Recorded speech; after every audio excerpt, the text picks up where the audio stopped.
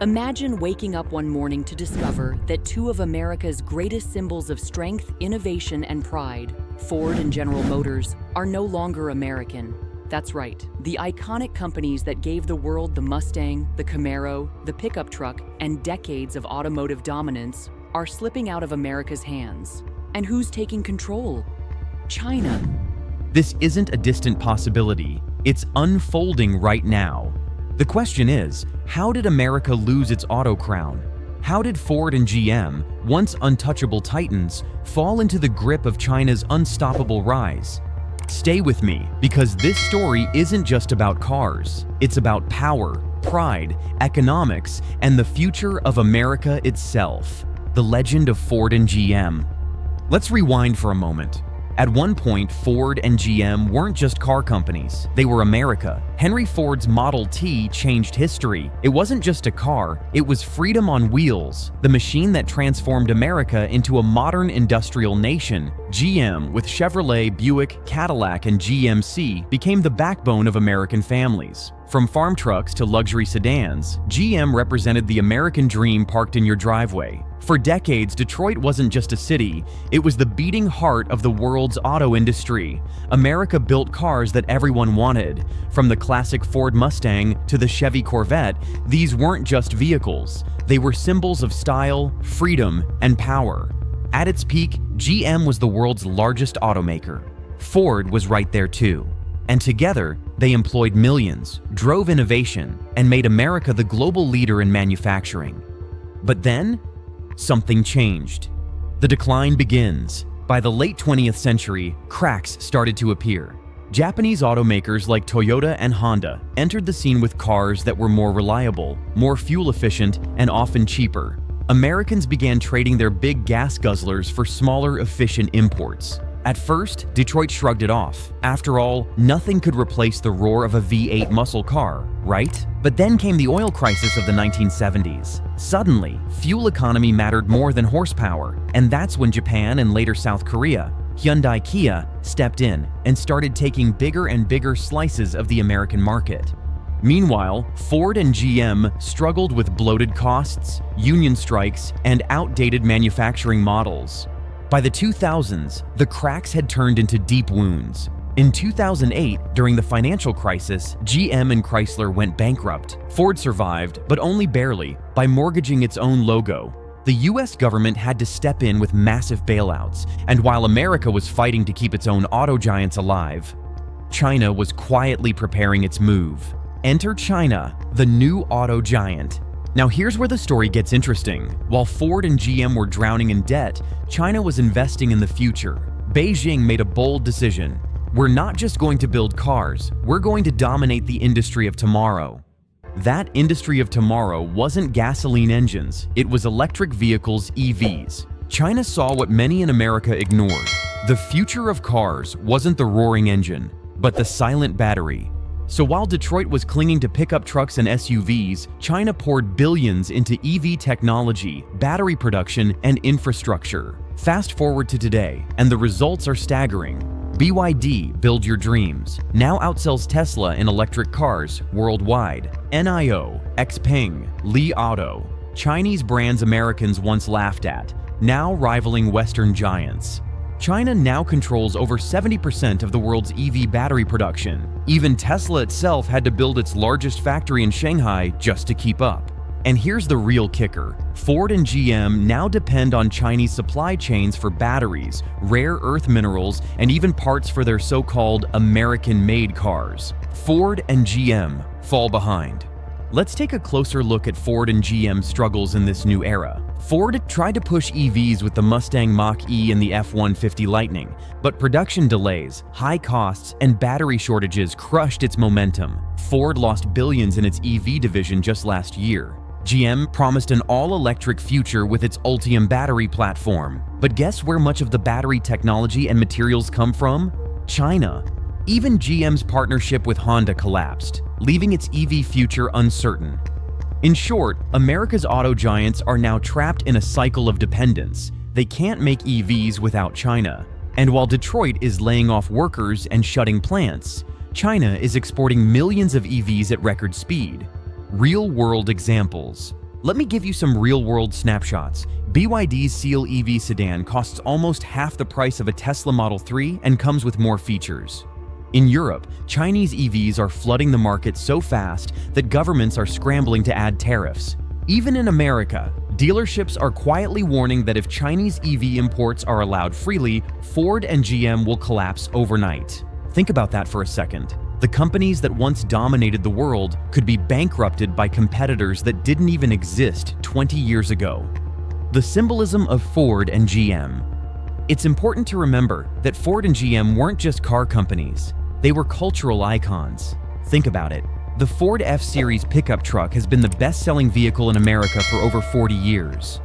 For many, it isn't just transportation, it's a way of life.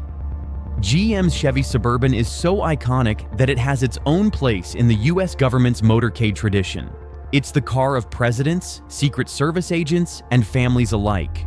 In Hollywood movies, from Steve McQueen's Mustang in Bullitt to the Chevy Camaro as Bumblebee in Transformers, Ford and GM cars were more than vehicles. They were heroes of American storytelling. So losing them to foreign control or watching them fade into irrelevance isn't just a business shift. It's a cultural earthquake. The 2008 crash, America's wake-up call. The 2008 financial crisis was a turning point. GM went bankrupt, Chrysler collapsed, Ford barely survived. The US government had to step in with $80 billion in bailout funds. That's right. Taxpayers rescued companies that once stood as symbols of American capitalism. While Americans debated whether it was right to bail out Detroit, China was learning an important lesson. America is vulnerable. The auto industry can be bought, weakened, or controlled.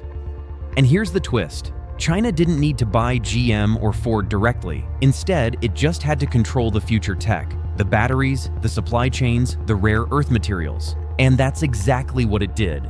China's master plan, Made in China 2025. In 2015, China launched its Made in China 2025 plan. The goal was crystal clear: dominate 10 high-tech industries. At the top of that list, electric vehicles and batteries. While American politicians were arguing about trade wars and tariffs, China was quietly building battery factories the size of small cities. By 2023, China produced 6 million EVs in a single year. It controlled 77% of the world's battery cell capacity. Over 70% of lithium-ion batteries came from China. In other words, if you want to build an EV, you depend on China. Even Tesla, America's EV darling, couldn't escape. Elon Musk had to build a gigafactory in Shanghai because China's government offered him land, subsidies, and, most importantly, access to the battery supply chain. Ford and GM's failed EV gamble. Let's talk about how Ford and GM stumbled in the EV race. Ford struggles. Launched the Mustang Mach-E. Great design, but plagued by software glitches and production delays. Introduced the F-150 Lightning. Huge hype, but battery shortages and high prices crippled adoption.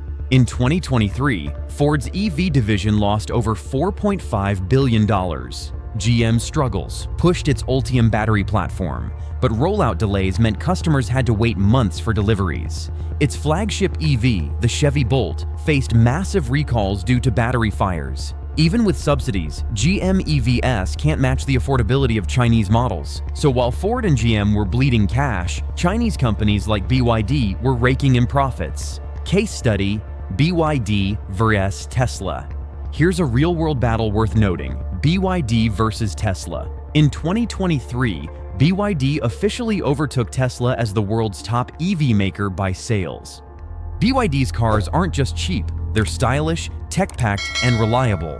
Example: the BYD Dolphin costs under $20,000 in some markets, nearly half the price of a Tesla Model 3. And here's the shocking part: BYD's batteries are so advanced, even Tesla is buying from them. That's right, America's EV leader depends on China's tech. Europe feels the pressure. It's not just America. Europe is panicking too.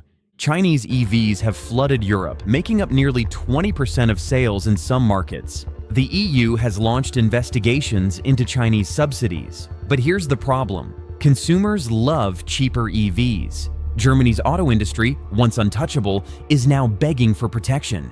If even Europe, with giants like BMW, Mercedes, and Volkswagen, feels the pressure, imagine how Ford and GM are struggling.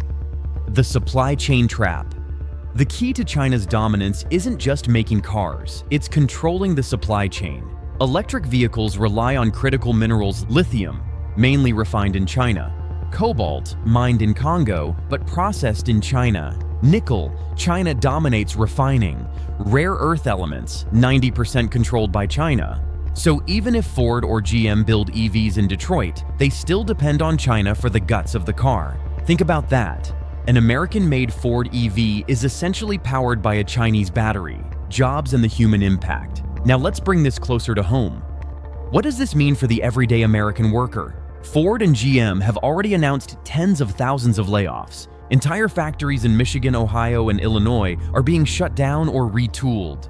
Communities built around these plants are collapsing. Meanwhile, China is opening gigafactories and employing hundreds of thousands of workers in high-tech manufacturing. In other words, while America is losing middle-class jobs, China is gaining them. The future beyond cars. Here's where things get even bigger. Cars aren't just cars anymore. They're computers on wheels. Chinese companies are leading in autonomous driving AI. They're embedding smart systems, facial recognition, and advanced connectivity into their vehicles. Whoever controls the car of the future also controls data, mobility, and surveillance. So this isn't just about Ford and GM losing sales. It's about who controls the digital highways of tomorrow. China's secret weapon, affordability. One of the biggest reasons Chinese automakers are winning is simple: price. In America, the average EV price hovers around $55,000 to $60,000. In China, you can get a fully functional EV for $10,000 to $20,000. Take the Wuling Hongguang Mini EV, a tiny but wildly popular electric car in China. It costs less than $5,000, cheaper than many bicycles in big US cities. Now imagine this. If such cars ever flood into the American market, how could Ford or GM compete? A $5,000 EV versus a $55,000 EV. That's not competition, that's surrender. Americans are stuck with debt, not cars. Here's another dimension. Americans are drowning in auto loans. The average new car loan in the US now stretches to 6 to 7 years. Many families are paying $700 to $1,000 a month just for their vehicles. Auto repossessions are on the rise. Meanwhile, in China, EVs are affordable enough for young people and middle-class families to buy outright. This affordability gap means the American auto dream is slipping out of reach, while China's auto market is expanding at lightning speed. China doesn't just build cars, it builds cities for them. Another overlooked factor, China isn't just making cars. It's redesigning entire cities to support EVs. In major Chinese cities, charging stations are everywhere.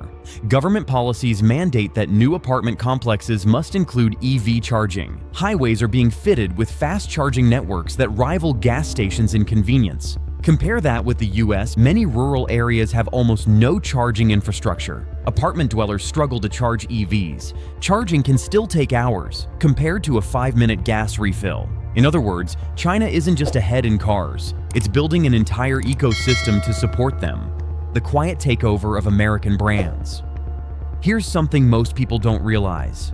China is already inside America's car market. Volvo, owned by China's Geely. Polestar, also owned by Geely, marketed as a premium EV brand.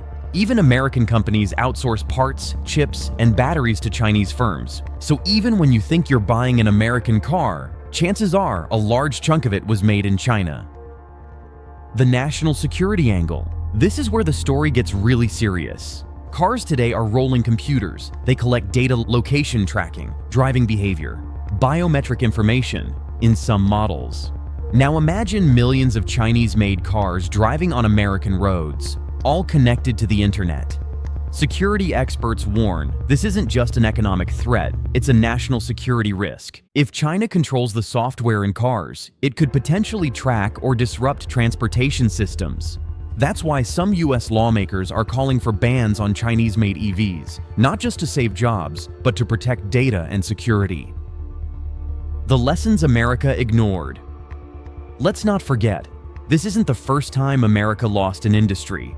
In the 1980s, Japan crushed the US in consumer electronics, TVs, radios, and cameras. In the 2000s, South Korea dominated semiconductors and smartphones. Today, China is seizing autos and green tech. Ford and GM could have learned from these warnings. Instead, they stayed stuck in the past, betting on trucks and SUVs, while China bet on the future. The future generation's loyalty. Here's a powerful question. What car will the next generation of American teenagers dream about? In the 1960s, it was the Mustang.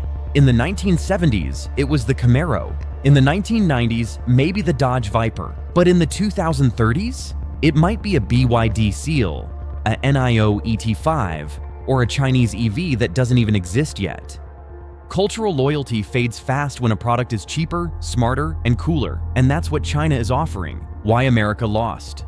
So why exactly did America lose Ford and GM to China? Complacency. Detroit believed the world would always love its trucks and muscle cars. Short-term thinking. Instead of investing in the future, Ford and GM focused on quarterly profits. China's strategy.